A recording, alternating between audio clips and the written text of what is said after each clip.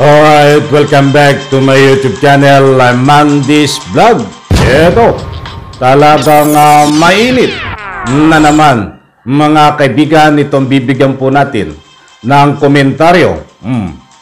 Dating Presidente Digong, pinagtanggol ni Robin Padilla. Ito ang sabi ni Robin Padilla: walang nilabag na batas si dating Presidente Digong tungkol dito sa paggamit ng 47 bilyon na pinambili ng kagamitan sa COVID at inutusan itong dating Health Secretary Duque na ilipat sa DBM ang 47 bilyon na pera ng taong bayan. Naku po, napakalaki niyan. Robin Padilla, gusto kong ipaalala sa iyo at itanim mo sa kukuti mo. Ang DBM, ang ahensya ng DBM ay tagapagreliso ng budget. Walang karapatang bumili ng mga nasabing equipment. Iyan po lahat ang ating tatalakayin at marami pang iba kung bago pa lang po kayo sa aking maliit pa na YouTube channel. Inaanyayahan ko po kayo, please subscribe. Sabay-sabay po nating i-like ang video na ito. Palakpakan mga kaibigan. At siyempre shoutout po sa lahat. Medyo intro pa lang ay mainit na ito pong usapin, sapagkat ito ay usapan na napakalaking pera ng taong bayan. Nagkakalaga po ng 47.6 billion sa piso pa lang ho na tubo. Ang kickback nila ay bilyones na po ang kinita. Pero hindi lang po piso Napakalaki ng kinita ni Digong at ang kanyang mga kasangkot dito at di umano. Para sa lubos niyo pong maunawaan, mga mahal kong taga-subaybay, hayaan niyo pong samahan niyo ako na basahin, panoorin itong news article na galing din po ito sa PDP Laban at makikita niyo po diyan po sa Facebook page ni Senador Robin Padilla. Pakinggan po natin at ito po ay makikita natin kung paano pinagtanggol ni Robin Padilla itong kanyang pinagsisilbihan na si Duterte. Eto, sa gitna ng mga isyo na inuugnay kay dating Pangulong Rodrigo Duterte sa pagbili ng gobyerno ng personal protective equipment noong pandemya, ay sinabi ni Senador Robin Padilla na tama ang ginawa ng dating Pangulo at wala siyang nilabag na batas. Ay talagang maraming natututunan nito si Robin Padilla. But ang natututunan niya po ay siya lang po ang nakakaalam. Ay sariling mungkahin niya po. Kuro-kuro, mga kaibigan. Dahil dito sa pagtanggol niya po kay Duterte, sa usapin po ng bilyones na napakalaking pera na galing sa buhis ng taong bayan, ay pinalalabas niya po dito at pinaninindigan walang nilabag na batas ang dating Pangulong Duterte. Katulad nga po ng nasabi ko sa intro, pinalipat, inutos ng dating Presidente Digong ang 47.6 billion sa ahensya po ng DBM. Na dati po yung 47.6 billion ay nasa ahensya po ng kagawaran po ng health. Mga kaibigan, kalusugan. So dapat po ang may karapatan ng mamili po ng mga equipment na nasabi ay ito po ay sa pamumuno ng Secretary of Health na si Duque. Hindi niya po nagawa na mamili. Mga kaibigan, Dahil nag-utos po ang ating kasalukuyan noon na presidente. Nagkasalukuyan ngayon. Noon na presidente na si Duterte na ilipat sa DBM, mga kaibigan, ang nagkakahalaga na 47.6 billion para pambili ng kagamitan po sa COVID. Mga kaibigan, Robin Padilla, itatak mo sa kukuti mo. Baka hindi mo alam ito. Ang DBM ay tagapag-release ng budget na dapat ililipat sa anumang ahensya kung sino ang may karapatang bumili. Like for example, mga kaibigan, itong kagawaran po ng kalusugan, ahensya ng kalusugan, ay mag-request ng budget na ganito ang bibilhin. Magre-release po yan para ibigay po diyan po sa health. Ba't iba ho ang nangyari? Na-release na, nilipat sa DBM para ibili ng kagamitan. Ay mali po, nabaligtad ang pangyayari. Ang naging DBM ho ay ang kagawaran po ng kalusugan na sila ang dapat may kapangyarihan na bumili. Wala pong kapangyarihan na bumili ang DBM. May kapangyarihan lang po ito. Itatak mo sa kukuti mo, Robin Padilla. Ang DBM ay may kapangyarihan na i-release ang budget para pambili. Pero ba't wala po silang direkta?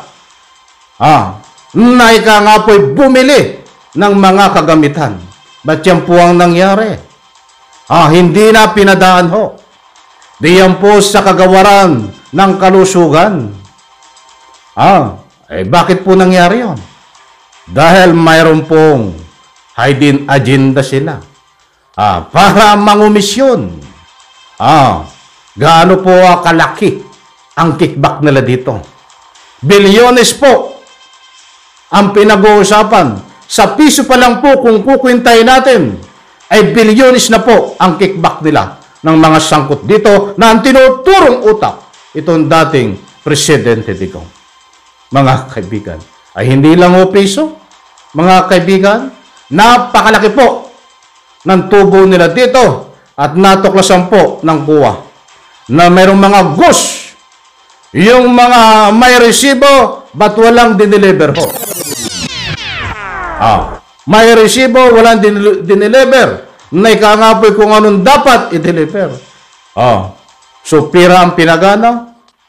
Kunwari may binili. Resibo mayroon, ba't wala naman? Mga kaibigan. Anong sinasabi mo, Robin Padilla? Na pinagtatanggol mo itong boss mo, na pinagsisibihan mo, na si Duterte, na walang nilabag. Dapat wala ka sa kinilalagyan mo ngayon, Robin Padilla. Ito lang, sa galawan mo. Hindi po tayo nagmamalinis, hindi tayo nagmamarunong. Pwede ka siguro, barangay chairman. Kaya marami nagsisisi dito eh. Maraming dahilan, marami ng paraan na. Marami nakikita sa kanyang galawan. Hindi siya karapat-dapat sa Senado. Mga kaibigan. Walang problema. Malaking magandang katauhan sa ating kultura ng mamamayan bilang Pilipino ang nagbabayad ng utang na loob. Robin Padilla. Ang lumalabas dito sa galawan ni Robin Padilla ang pagtanggol niya kay Robin Padilla kay dating Presidente Digong ay lumalabas na utang na loob ang dahilan. Kaya gaano kalaki ang ebidensya, strong evidence na mali ang ginagawa ni dating Presidente Digong ay hindi niya magagawa ho. Napanigan ang taong bayan, napanigan ang pera ng taong bayan, naipagmalaki ang Republika ng Pilipinas, hindi niya magagawa yan ni Robin Padilla. Bagkus, papanigan niya si Duterte, ipagmamalaki niya si Duterte na walang nagawa na labag dito sa 47 billion nang dahil lang po sa utang na loob. Mahabang talakayan nito, mga mahal kong taga-subaybay. Pag tinalakay natin itong utang na loob, Ha? Papiaw, padaan. Wala sa kinatatayuan dapat ngayon si Robin Padilla. Kung hindi sa kamay ni Digong. Madali yan, mabilisan kung sasabihin. Si Digong ang nagbigay dito ng absolute pardon. Dahil ito nung makulong at mahatulan ng ilang taong pagkakakulong ay nakasaad doon sa kanyang sentensya. Hindi siya pwedeng kumandidato, hindi siya pwedeng mag-travel sa ibang country, any position sa government, wala po yan. Nakasaad kasama na guilty beyond reasonable doubt doon sa kanyang kaso before na illegal possession of firearms nang maging presidente ang dating presidente Digong. Absolute pardon binigay kay Robin Padilla. Pinawalang bisa lahat ang mga yan. That's why nakatakbo siya bilang senador at tinama siya na number one sa kalukuhan. Datapwat sa puntong yan in relation, mga kaibigan, natalakay po natin yan. Ang lumalabas po ngayon kahit anong gawin na pagkakamali ni Digong ay patuloy ang pagtanggol ni Robin Padilla. Diyan po pumapasok ang utang na loob na nagbabayad siya. Kinokompromiso ang pwesto niya sa gobyerno. Pinahiram ng taong bayan kay Robin Padilla bilang magsilbi sa Republika ng Pilipinas ng tunay at tapat. Hindi niya po nagagampanan nang dahil sa utang na loob dito kay Digong. Nako po, mahabang talakay nito, mga kaibigan. Kaya lang, saka po natin bibigyan ng panibagong kay Robin Padilla. So, maliwanag po dito, dumako po tayo dito sa ating binigyan ng highlight na 47 billion. Talagang matindi, di ba? Magaling magpaikot ito nga si Digong. Noong panahon na siya ay nanunungkulan. Sasabihin niya, galit ako sa korupsyon. Huwag niyo subukan. Masisira ang buhay mo. Ito lang nakita ko na presidente. Nagalit sa korupsyon, nagalit sa kuwa. Alam niyo kung bakit ko nasabi yun? Kung galit ka sa korupsyon, dapat hindi ka galit sa kuwa. Huwag mong diktahan ang kuwa. Dahil merong independent na pagsusurihan.